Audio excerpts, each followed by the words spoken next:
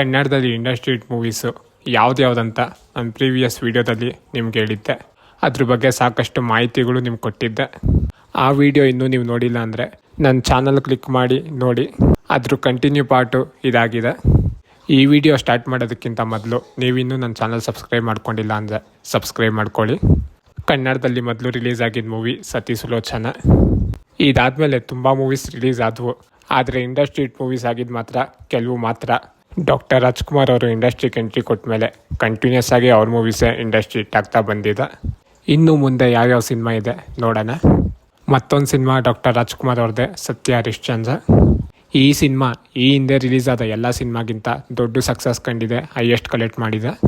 Doctor Rajkumar ಅವರ ಅಭಿನಯ ಈ ಸಿನಿಮಾದಲ್ಲಿ ಎಲ್ರಿಗೂ ತುಂಬಾ ಇಷ್ಟ ಆಯಿತು. ಇದು ತುಂಬ ಲ್ಯಾಂಗ್ವೇಜಲ್ಲಿ ರೀಮೇಕ್ ಮಾಡಿದ್ರು, ಆದರೆ ಕನ್ನಡದಲ್ಲಿ ತುಂಬಾ ದೊಡ್ಡ ಸಕ್ಸಸ್ ಸಿಕ್ಕಿತ್ತು. ಈ ಸಿನಿಮಾದಲ್ಲಿರೋ ಕುಲದಲ್ಲಿ ಕೀಲೆ ಯಾವುದು ಈ ಸಾಂಗು ಪ್ರತಿಯೊಂದು ಆರ್ಕೆಸ್ಟ್ರಾದಲ್ಲೂ ಇದ್ದೇ ಇರುತ್ತೆ. ಈಗಲೂ ಈ ಸಾಂಗು ಎಲ್ಲ ಕಡೆ ಕೇಳಿಬರುತ್ತೆ. ಇದು ಆ ಟೈಮಲ್ಲೇ 1.5 ಕೋಟಿ ಕಲೆಕ್ಟ್ ಮಾಡಿ ಡಾಕ್ಟರ್ ರಾಜ್ಕುಮಾರ್ ಅವ್ರ ಕೆರಿಯರಲ್ಲಿ ಮತ್ತೊಂದು ಇಂಡಸ್ಟ್ರಿ ಸಿನಿಮಾ ಇದಾಯಿತು. ಮತ್ತೊಂದು ಸಿನಿಮಾ ಕಸ್ತೂರಿ ನಿವಾಸ. ಆಗೆಲ್ಲ ಏನಂದರೆ ಸ್ಯಾಡ್ ಎಂಡಿಂಗ್ ಇರೋ ಸಿನಿಮಾಗಳು ಓಡ್ತಿರ್ಲಿಲ್ಲ. ಈ ಮೂವಿನ ಕೆಲವರು ರಿಜೆಕ್ಟ್ ಮಾಡಿದರು, ಆದರೆ ಡಾಕ್ಟರ್ ರಾಜ್ಕುಮಾರ್ ಅವರು ಈ ಸ್ಕ್ರಿಪ್ಟ್ನ ಸೆಲೆಕ್ಟ್ ಮಾಡಿ ಅವ್ರಿಗೆ ಇದ್ದಿದ್ದ ಸ್ಟಾರ್ಡಮ್ಮು ತುಂಬ ಜನಕ್ಕೆ ತಲುಪಿತು. ಮತ್ತು ಈ ಸ್ಟೋರಿ ತುಂಬ ಚೆನ್ನಾಗಿ ಕನ್ವೆ ಆಯಿತು. ಇಂಡಸ್ಟ್ರಿಯಲ್ಲೇ ಫಸ್ಟ್ ಟೈಮು 2 ಕೋಟಿ ಕಲೆಕ್ಟ್ ಮಾಡಿದ ಮೂವಿ ಇದಾಗಿದೆ.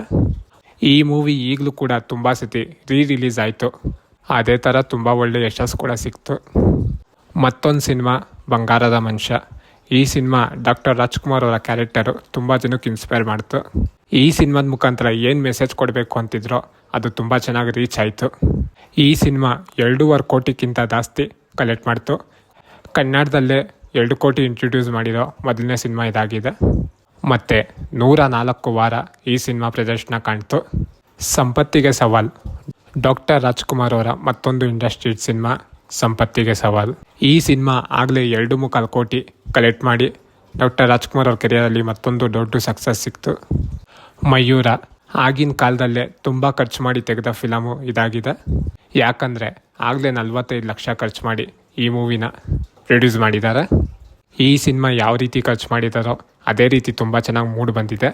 ಇನ್ನು ಡಾಕ್ಟರ್ ರಾಜ್ಕುಮಾರ್ ಅವರು ರಾಜರ ಪಾತ್ರದಲ್ಲಿ ಕಾಣಿಸ್ಕೊಂಡು ಈ ಪಾತ್ರಕ್ಕೆ ಮೈಸೂರು ರಾಜನೇ ಪ್ರಶಂಸೆ ಮಾಡಿದ್ದಾರೆ. ಈ ಸಿನಿಮಾ 3 ಕೋಟಿಗಿಂತ ಜಾಸ್ತಿ ಕಲೆಕ್ಟ್ ಮಾಡಿ ರಾಜ್ಕುಮಾರ್ ಅವರ ಮತ್ತೊಂದು ಇಂಡಸ್ಟ್ರಿ ಸಿನಿಮಾ ಇದಾಗಿದೆ. 1977ರಲ್ಲಿ ಬಿಡುಗಡೆ ಆದ ಸಿನಿಮಾ ಬೊಬ್ರು ವಾಹನ. ಈ ಮೂವಿ ತುಂಬ ರಿಚ್ ಆಗಿ ತೋರಿಸಿದ್ದಾರೆ. ಎಲ್ಲ ಇಂಡಸ್ಟ್ರಿ ಕನ್ನಡ ಸಿನಿಮಾನ ತಿರುಗಿ ನೋಡೋ ಥರ ಈ ಸಿನಿಮಾ ಮಾಡಿತ್ತು. ಮತ್ತೆ ಡಾಕ್ಟರ್ ರಾಜ್ಕುಮಾರ್ ಅವ್ರ ಸಿನಿಮಾನೇ ಇಂಡಸ್ಟ್ರಿ ಸಿನಿಮಾ ಆಗಿದೆ. ಮತ್ತೆ ಡಾಕ್ಟರ್ ರಾಜ್ಕುಮಾರ್ ಅವ್ರ ಸಿನಿಮಾ ಸನಾದಿ ಅಪ್ಪಣ್ಣ. ಡಾಕ್ಟರ್ ರಾಜ್ಕುಮಾರ್ ಅವರು ಸಿನಿ ಕ್ಯಾರಿಯರಲ್ಲಿ ಇದೊಂದು ವಿಭಿನ್ನ ಕ್ಯಾರೆಕ್ಟರ್ ಆಗಿದೆ. ಅವರು ಮಾಡ್ತಾ ಇದ್ದಿದ್ದ ಕ್ಯಾರೆಕ್ಟರು ಒಂದಕ್ಕಿಂತ ಒಂದು ಡಿಫ್ರೆಂಟ್ ಆಗಿರೋದು. ಎಲ್ಲ ಥರ ಜಾನರಲ್ಲೂ ಇವರು ಸಕ್ಸಸ್ ಕಂಡಿದ್ದಾರೆ. ಅದೇ ಥರ ಈ ಸಿನಿಮಾ ಡಾಕ್ಟರ್ ರಾಜ್ಕುಮಾರ್ ಅವ್ರ ಕೆರಿಯರಲ್ಲಿ ಮತ್ತೊಂದು ಇಂಡಸ್ಟ್ರಿ ಸಿನಿಮಾ ಆಗಿದೆ. ಮತ್ತೊಂದು ಸಿನಿಮಾ ಶಂಕರ್ ಗುರು. ಈ ಲಿಸ್ಟ್ ನೋಡ್ತಾ ಇದ್ದೆ ಡಾಕ್ಟರ್ ರಾಜ್ಕುಮಾರ್ ಅವ್ರಿಗೆ ಕಾಂಪಿಟೇಟರ್ ಇಲ್ಲ ಅನಿಸುತ್ತೆ. ಯಾಕಂದರೆ ತುಂಬ ಹಳೆ ಹೀರೋಸ್ ಇದ್ದರು, ಹೊಸ ಹೀರೋಸ್ ಬಂದರು, ಆದರೆ ಇವ್ರ ಸಿನಿಮಾನ ಟಚ್ ಕೂಡ ಮಾಡೋಕ್ಕಾಗ್ತಿರ್ಲಿಲ್ಲ. ಮತ್ತೊಂದು ಸಿನಿಮಾ ಚಲಿಸುವ ಮೋಡಗಳು. ಈ ಸಿನಿಮಾದಲ್ಲಿ ಡಾಕ್ಟರ್ ರಾಜ್ಕುಮಾರ್ ಅವ್ರ ಜೊತೆ ಪುನೀತ್ ರಾಜ್ಕುಮಾರ್ ಅವರು ಕೂಡ ಕಾಣಿಸ್ಕೊಂಡಿದ್ದಾರೆ. ಇದರಲ್ಲಿರೋ ಕಾಣದಂತೆ ಮಾಯವಾದನು ಸಾಂಗ್ ಆ ವಯಸ್ಸಲ್ಲೇ ಡಾಕ್ಟರ್ ಪುನೀತ್ ರಾಜ್ಕುಮಾರ್ ಅವರೇ ಆಡಿದ್ದಾರೆ. ಮತ್ತೊಂದು ಇಂಡಸ್ಟ್ರಿ ಸಿನಿಮಾ ಇದಾಗಿದೆ. ಮತ್ತೊಂದು ಸಿನಿಮಾ ಕವಿರತ್ನ ಕಾಳಿದಾಸ. ಈ ಸಿನಿಮಾದಲ್ಲಿರೋ ಡಾಕ್ಟರ್ ರಾಜ್ಕುಮಾರ್ ಅವರ ಅಭಿನಯ ತುಂಬ ಜನಕ್ಕೆ ಇಷ್ಟ ಆಗಿತ್ತು. ಫಸ್ಟ್ ಹಾಫಲ್ಲಿರೋ ಡಾಕ್ಟರ್ ರಾಜ್ಕುಮಾರ್ ಅವರ ಅಭಿನಯ ಎಲ್ರಿಗೂ ಹೊಟ್ಟೆ ನೋವು ಬರೋ ಥರ ನಗಿಸಿತ್ತು. ಮತ್ತೊಂದು ಇಂಡಸ್ಟ್ರಿ ಸಿನಿಮಾ ಇದಾಗಿತ್ತು. ಕಂಟಿನ್ಯೂಸ್ಲಿ ಡಾಕ್ಟರ್ ರಾಜ್ಕುಮಾರ್ ಅವ್ರ ಮೂವೀಸೇ ಇಂಡಸ್ಟ್ರಿ ಆಗ್ತಾ ಬಂದಿದೆ.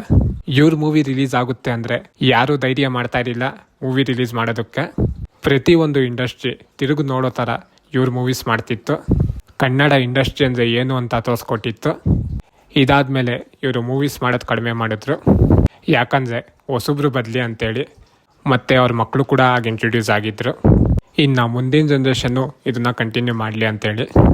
ಆದರೂ ಅಭಿಮಾನಿಗಳು ಬಿಟ್ಟಿಲ್ಲ, ಇವ್ರನ್ನ ಮೂವಿ ಮಾಡಲೇಬೇಕು ಅಂತ ಗಲಾಟೆ ಮಾಡಿದ್ರು. ಇನ್ನೂ ಮುಂದೆ ಹಲವಾರು ಇಂಡಸ್ಟ್ರಿ ಸಿನಿಮಾಗಳಿದೆ. ಅದು ಯಾವ್ದು ಅಂತ ನಾನು ನನ್ನ ಮುಂದಿನ ವೀಡಿಯೋದಲ್ಲಿ ತಿಳಿಸ್ಕೊಡ್ತೀನಿ. ಯಾಕಂದರೆ ಈ ವಿಡಿಯೋ ಲೆಂತ್ ಆಗುತ್ತೆ ಅಂತೇಳಿ ಪಾರ್ಟ್ 3 ವಿಡಿಯೋದಲ್ಲಿ ಇನ್ನು ಮುಂದೆ ಬಂದ ಮೂವೀಸು ಯಾವೆಲ್ಲ ಇಂಡಸ್ಟ್ರಿ ಹಿಟ್ ಆಗಿದೆ ಅಂತ ಅದನ್ನೆಲ್ಲ ಕವರ್ ಮಾಡ್ತೀನಿ. ಯಾರೆಲ್ಲ ನನ್ನ ಆ ವಿಡಿಯೋಕ್ಕೆ ವೆಯ್ಟ್ ಮಾಡ್ತಾ ಇದ್ದೀರೋ ಕಮೆಂಟ್ ಮಾಡಿ ತಿಳಿಸಿ. ಮತ್ತು ಇನ್ನೂ ಇದೇ ಥರ ಒಳ್ಳೊಳ್ಳೆ ವೀಡಿಯೋಗಳು ಮಾಡ್ತೀನಿ. ಚಾನಲ್ ಸಬ್ಸ್ಕ್ರೈಬ್ ಮಾಡ್ಕೊಳ್ಳಿ.